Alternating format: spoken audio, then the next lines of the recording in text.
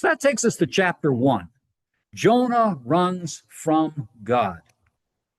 And here you see that chart from Chuck Swindoll, the first commissioning of Jonah and the results of his disobedience. So there's an interesting map of the Middle East all the way over to the Straits of Gibraltar.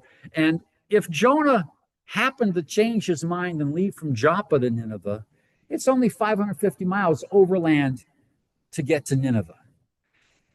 On the other hand, he chose to go 2,500 miles to Tarshish. And some people think that maybe Tarshish wasn't even near Spain. Tarshish may have been England. Doesn't matter which way, but that just adds to the 2,500.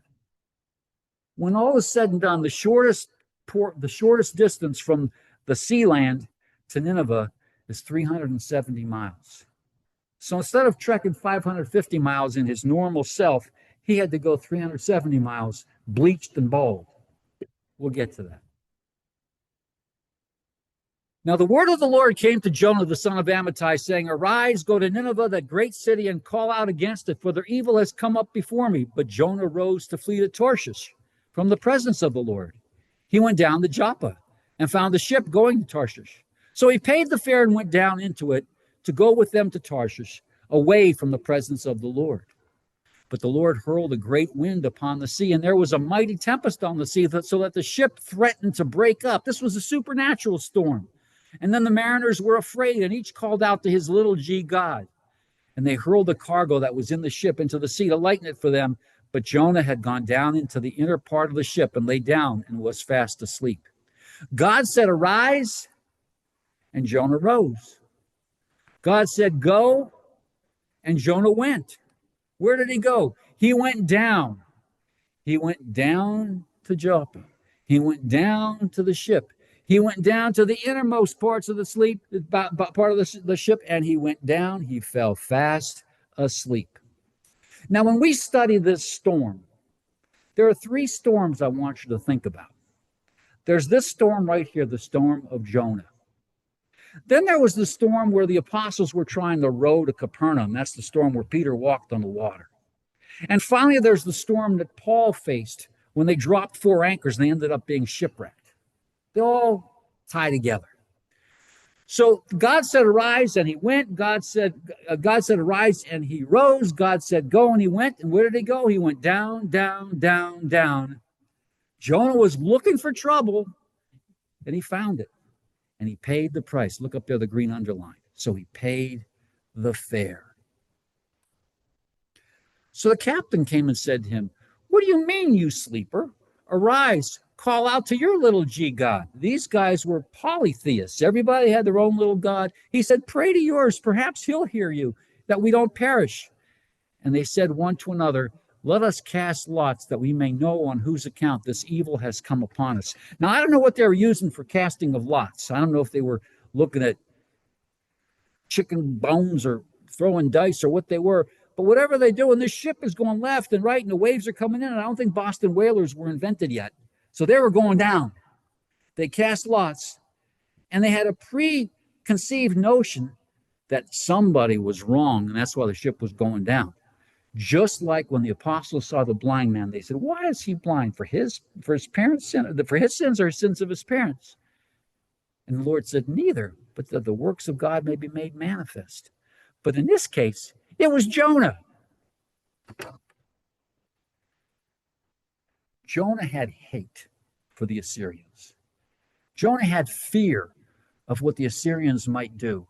And Jonah also had bitterness. I want you to look at this verse from Hebrews. The root of bitterness springs up and causes trouble, and by it many become defiled. Those sailors, they were just tradesmen. They were just going to their appointed stops. They were defiled because of the root of bitterness that was inside of Jonah. And the question that we have to ask ourselves is, the bitterness that I have, who else does it infect? Jonah's hatred and bitterness are taking other people down. So then the sailors said to him, "Who in the world are you? What kind of a person are you? Tell us on whose account this evil has come upon us. What kind of job you have? Where are you from? What's your country? And what kind of people are you?" And he said to them, "I'm a Hebrew, Okay? And I fear the Lord to an extent, right? He was told to go Nineveh, and he's there in the middle of this storm. I'm a Hebrew, and I fear the Lord. What we're going to see is by the end of this chapter that the sailors will fear the Lord exceedingly. I am a Hebrew, and I fear the Lord, the God of heaven, who made the sea and the dry land. And the people were exceedingly afraid. They're going to shift from being exceedingly afraid to exceedingly fear of the Lord. There's a big difference. That's a reverential fear. And they were exceedingly afraid. They said to him, "What is that you've done?" For the men knew that he was fleeing from the presence of the Lord. Notice that Lord is all uppercase. And Yahweh is now starting to enter into the vocabulary of those sailors because he told them. We're continuing on with Jonah runs from God. And then they said to him, "What shall we do to you?" So what are their options? They could offer him a human sacrifice. They could kill him. What more could they do? Because the storm was just getting worse and worse, they had to do something. And Jonah said to them, "Pick me up and hurl me into the sea, and then the sea will be quiet. For I know that it's because of me that this great tempest has come upon you." Nevertheless, the men rowed hard to get back to dry land. They knew that something had to be done, but they took it upon themselves to try to do something. Just like in the case of Jesus and the apostles are rowing and rowing all night long and they get nowhere. They rowed hard to get back to dry land, but they could not, for the sea grew more and more tempestuous against them. Therefore they called out, notice the uppercase, they went from worshipers of little g God to big G God.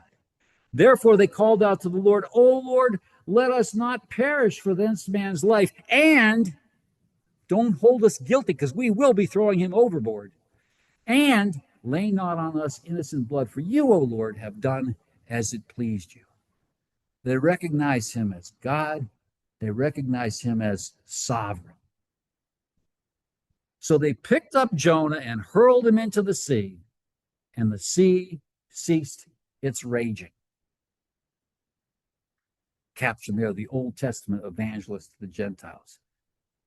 He wasn't much of an evangelist there in terms of what he was saying, but we're going to see that the good news got to those sailors. The men feared the Lord exceedingly, and they offered a sacrifice to the Lord and made vows. Now, I don't know what they had left to sacrifice. We already read that they threw their gear overboard to lighten the ship. We don't know if they had animals on board or what. They sacrificed what they had left. We're told to give ourselves as a living sacrifice, holy and acceptable unto the Lord. So the sailors were a picture of man's efforts. So first of all, the sailors were afraid. We use the phrase stuck between a rock and a hard spot. Picture somebody in a foxhole. They were afraid for their lives. They were at least afraid for physical destruction.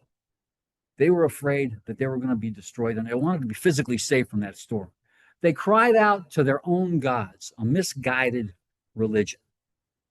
They threw the cargo into the sea to lighten it up because they knew that that would make the boat more buoyant. Knowledge won't save you.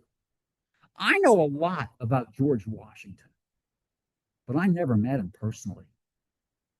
I know a lot about Jesus Christ, but I met him personally through the free pardon of sin. So they threw the cargo overboard because they knew that that was one way to try help them get through the storm. Knowledge won't save you. They tried their best to row back to land, and works won't save you either. Not by works of righteousness, which we have done, but by his great mercy has he saved us. Then they cried to Yahweh. Then they cried to the Lord, and everyone who calls in the name of the Lord shall be saved. And then they feared the Lord exceedingly, and they offered a sacrifice to the Lord and made vows. Now, I mentioned the guy in the foxhole, and you often think of the vow in the foxhole. God, if you get me out of this storm, I'm going to do this, that, and the other thing. Well, these guys are out of the foxhole. They're out of the storm, and now they're making vows. God, I'm going to live for you. There's man's efforts meeting up with God's plans.